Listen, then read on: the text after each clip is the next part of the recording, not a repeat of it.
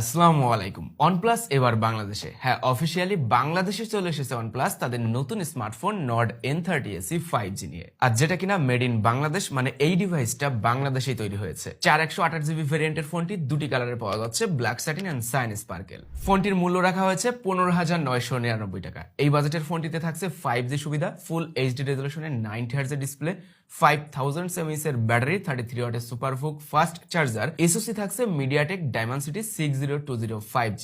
বাজেটের ভিতরে পুরো স্পেকে ভরা। গত কয়েক মাসে আমরা দেশের বাজারে 20,000 টাকা অলমোস্ট 30,000 টাকা প্লাস রেঞ্জের স্মার্টফোনে দেখেছি G85, G88 ওর HD685 এর মতো 4G SoC দিতে।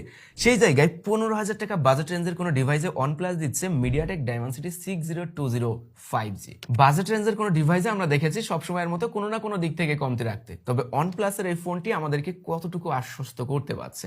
গত কয়েকদিন ধরে ডিভাইসটি আমার ব্যবহার করার সুযোগ